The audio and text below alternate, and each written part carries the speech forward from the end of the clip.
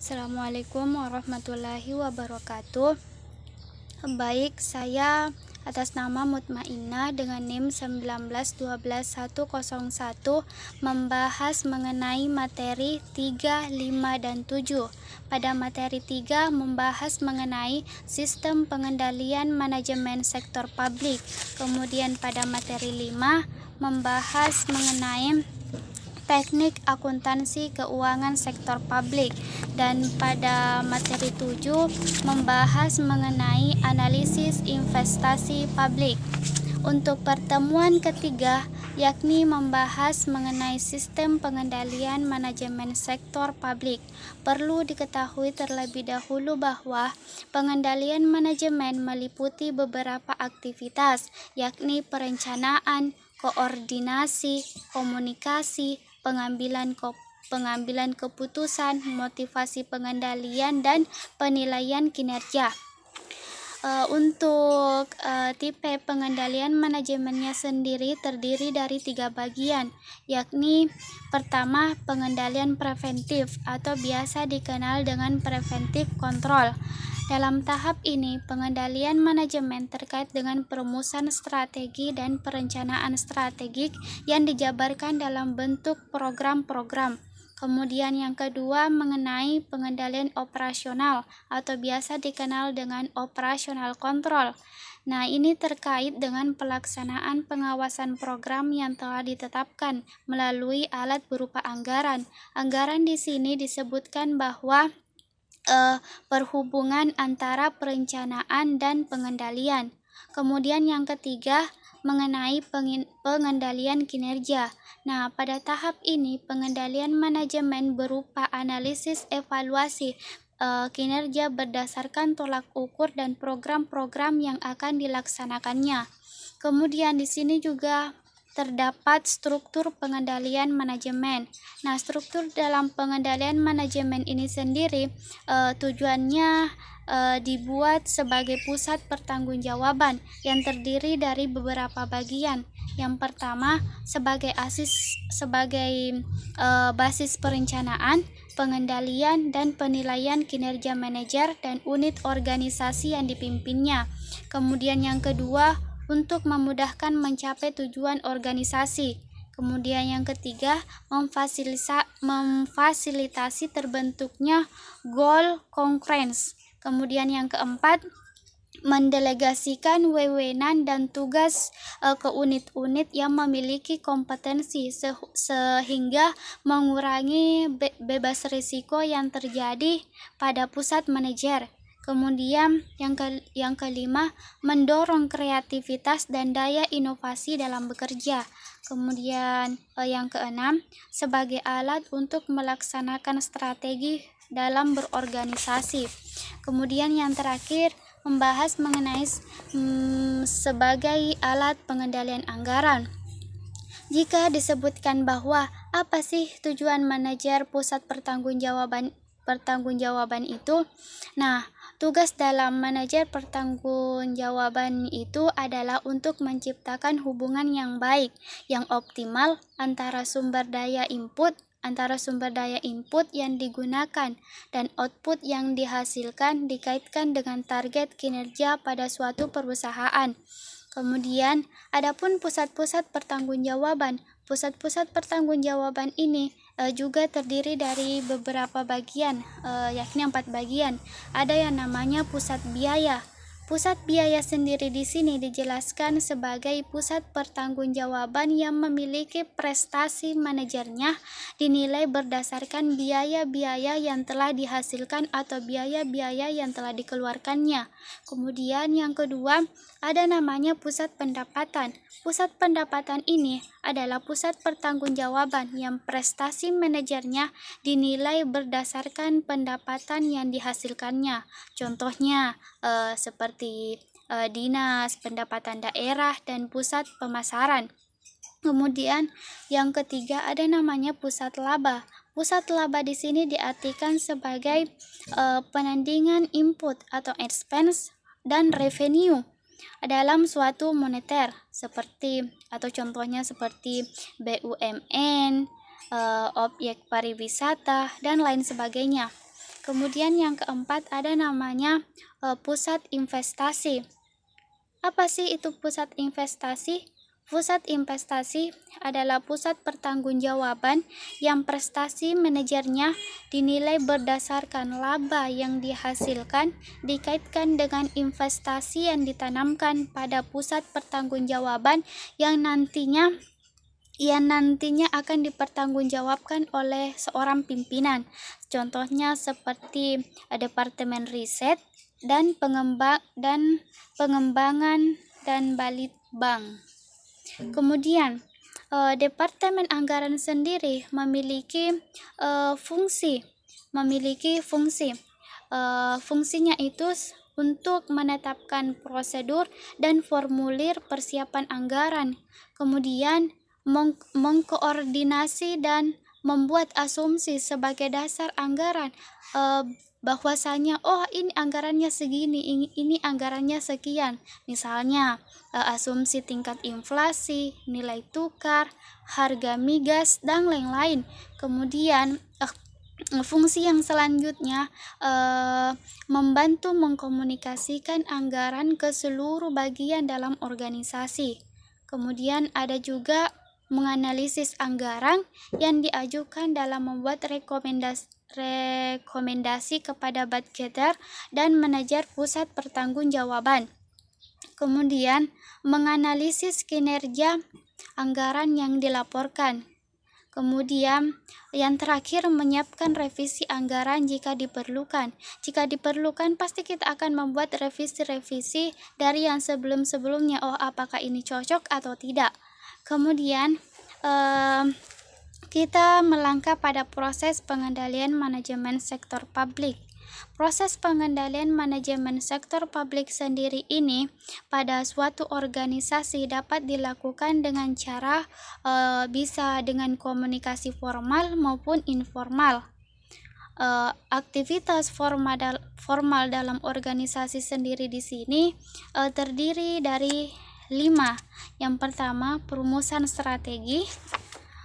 Kemudian perencanaan strategi, itu kita dalam merencanakan. Kemudian ada namanya penganggaran dan pengukuran kinerja.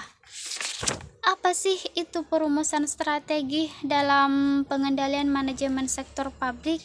Nah, dalam perumusan strategi manajemen sektor publik ini sendiri merupakan proses awal untuk misalnya proses awal untuk kita mengajukan sebuah visi misi, tujuan dan saran bagaimana perusahaan itu akan dibawa dengan target, arah dan kebijakan serta strategi organisasi yang selanjutnya akan dilaksanakan supaya apa yang kita lakukan itu bisa efektif dan bisa mencapai tujuan.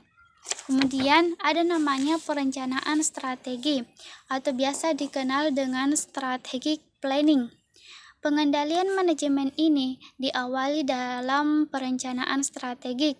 Perencanaan strategik itu adalah proses pemantauan program-program dan aktivitas proyek yang akan dilaksanakan pada suatu organisasi, bagaimana dalam penentuan jumlah alokasi sumber daya yang nantinya akan dibutuhkan. Kemudian yang terakhir ada namanya penganggaran dan pengukuran kinerja. Penganggaran sendiri di sini dijelaskan merupakan tahap yang paling dominan karena memiliki karakteristik yang agak berbeda dengan penganggaran pada sektor swasta. Perbedaannya itu terletak pada pengaruh politik dan proses penganggarannya. Kemudian ada namanya pengukuran kinerja. Pengukuran kinerja atau biasa dikenal dengan penilaian kinerja merupakan bagian akhir atau tahap akhir dari proses pengendalian manajemen yang dapat digunakan sebagai alat pengendaliannya. Nah, peran penting adanya penghargaan dalam suatu organisasi akan mendorong tercapainya tujuan organisasi untuk menciptakan kepuasan setiap individu dalam setiap dia bekerja. Pada materi selanjutnya yakni pertemuan kelima membahas mengenai teknik akuntansi keuangan sektor publik. Sektor publik atau standar akuntansi sektor publik adalah prinsip-prinsip akuntansi yang diterapkan dalam menyusun dan menyajikan laporan keuangan organisasi sektor publik. Untuk kendala-kendala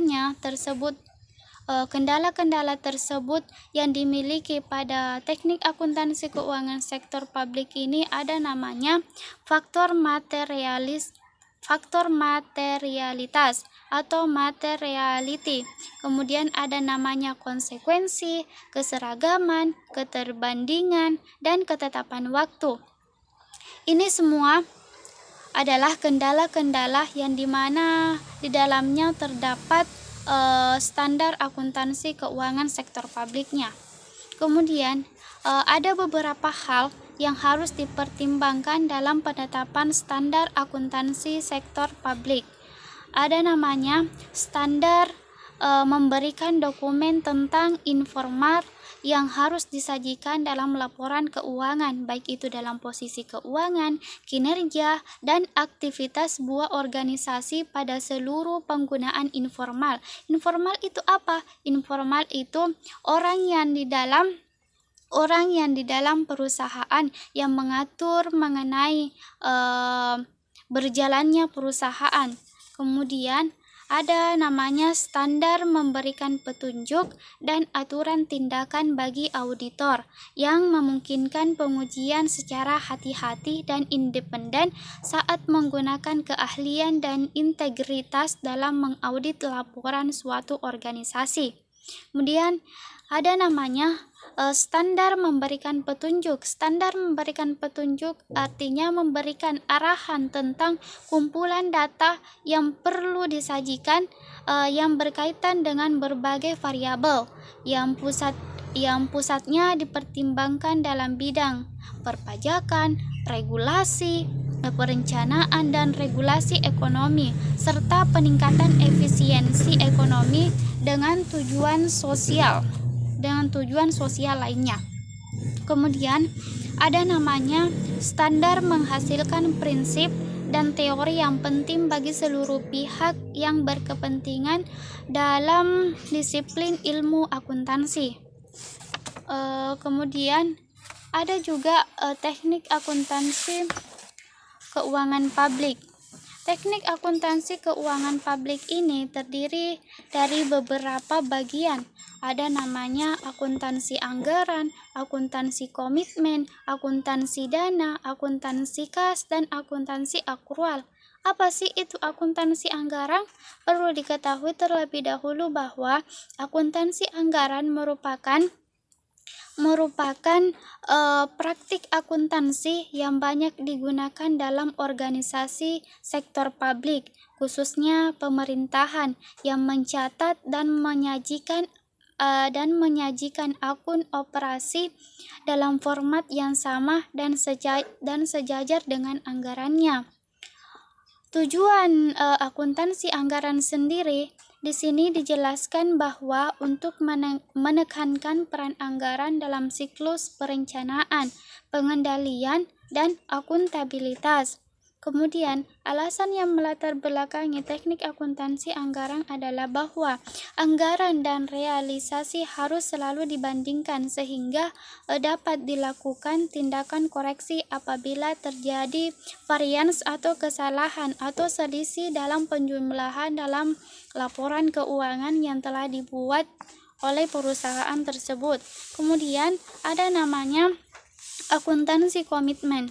Akuntansi komitmen adalah sistem akuntansi yang mengakui transaksi dan mencatatnya pada saat order dikeluarkan. Artinya, dia berkomitmen atas apa yang telah dicatat dan dikeluarkan barang yang sudah dibeli.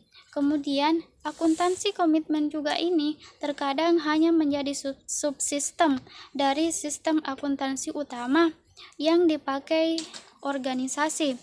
Kemudian, tujuan utama akuntansi komitmen adalah pengendalian anggarannya agar mendapat mengendalikan anggaran, ia perlu mengetahui berapa besar anggaran yang telah dilaksanakan atau dikeluarkan oleh perusahaan jika dihitung berdasarkan order yang telah dikeluarkan. Akuntansi komitmen ini berfokus pada order yang dikeluarkan. Artinya kita harus benar-benar fokus pada apa yang dikeluarkan pada akuntansi komitmen ini. Kemudian ada namanya akuntansi dana atau biasa dikenal dengan fund accounting. Fund accounting ini dalam tahap awal perkembangan akuntansi dana dimaknai sebagai dana kas atau cash fund. Tiap-tiap dana tersebut harus ditempatkan pada laci atau cash drawer secara terpisah. Namun, saat ini dana dimaknai sebagai entitas anggaran dan entitas akuntansi yang terpisah termasuk sumber daya dan non-kas, baik itu utang yang diperhitungkan di dalamnya. Kemudian, pada teknik akuntansi keuangan publik juga terdiri dari akuntansi kas.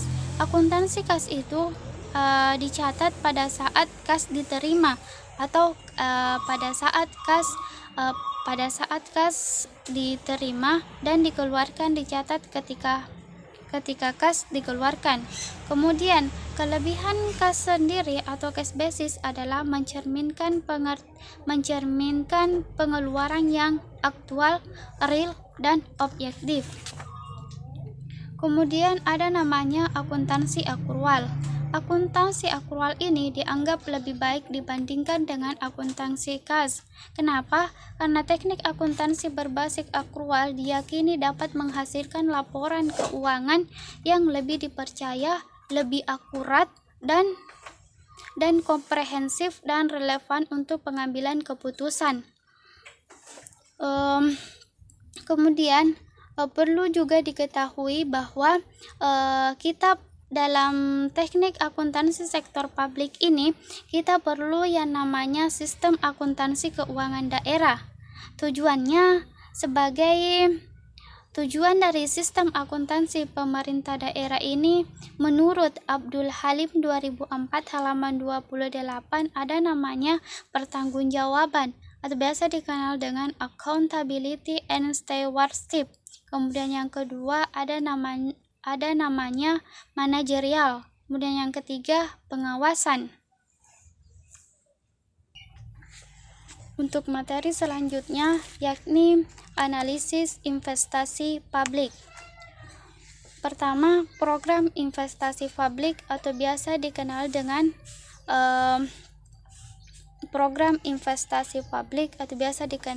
penanaman saham. Dalam melaksanakan fungsi pelayanan masyarakat, pemerintah dihadapkan pada masalah pengambilan keputusannya, yakni baik itu dalam pengambilan keputusan investasi ataupun dengan pengambilan keputusan lainnya. Perlu di sini kita fokus pada perhatian yang ditujukan untuk mengintegrasikan kebijakan dengan pengeluaran manajemennya. Pertama, kita harus memastikan terlebih dahulu bahwa program investasi publik yang diajukan merupakan program yang komprehensif atau biasa kita kenal dengan komprehensif itu secara menyeluruh. Kemudian, kita harus memperkirakan pengeluaran yang dibutuhkan di masa yang akan datang. Kemudian, mengevaluasi relevansi proyek-proyek yang ada. Kemudian, mengembangkan analisis dan perencanaan untuk pengeluaran investasi dan pengeluaran rutinnya. Sebelum itu diambil keputusan untuk melakukan investasi. Untuk menentukan investasi perlu dilakukan evaluasi, di mana mencakup inventarisasi investasi menurut daftar, kemudian cakupan layanannya, tambahan cakupan layanannya, evaluasi kelayakan investasinya, bahkan sampai dengan kriteria kelayakan investasi yang meliputi subjek-subjeknya. Kemudian ada namanya penentuan kebutuhan investasi publik.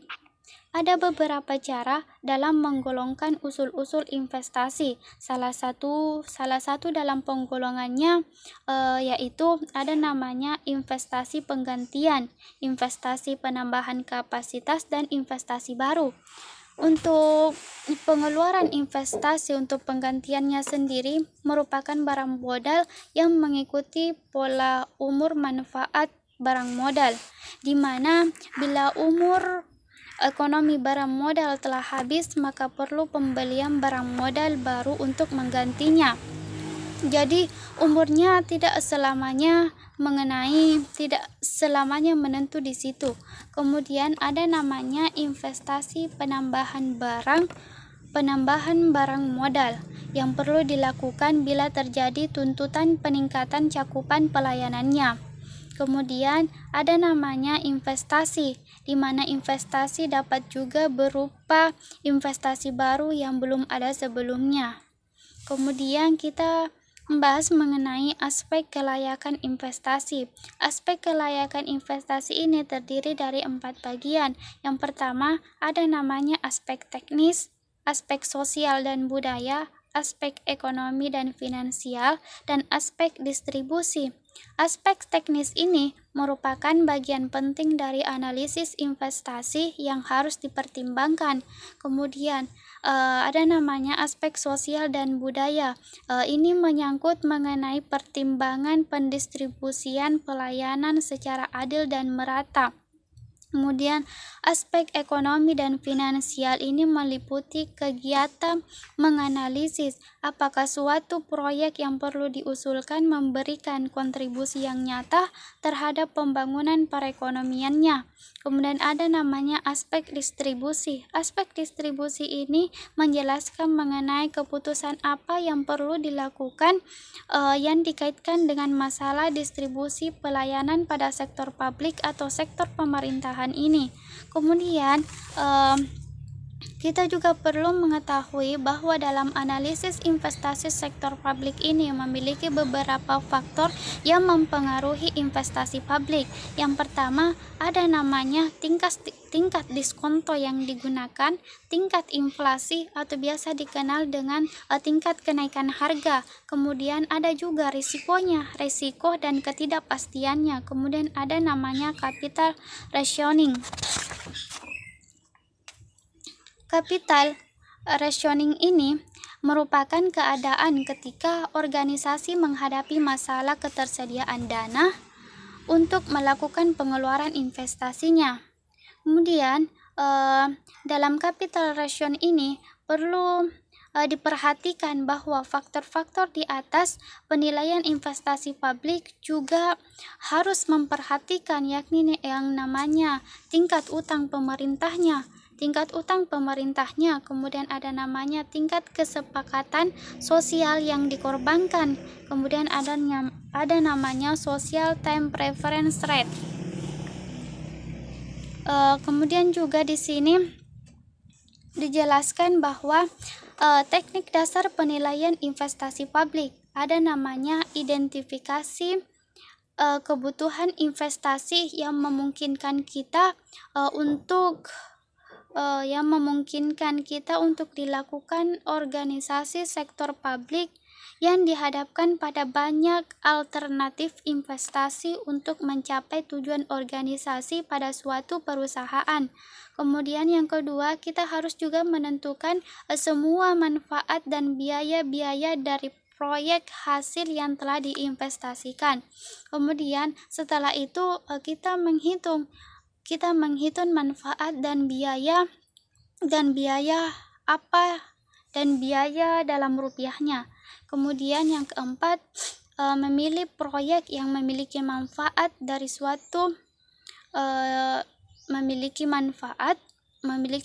terbesar dari efektivitas biaya yang tinggi. Terkadang juga di sini kita juga menemukan beberapa teknik dalam penilaian investasi. Ada 2 metode yang membedakannya. Ada namanya metode penilaian investasi tradisional, dan yang kedua ada namanya metode aliran kas yang didiskontokan.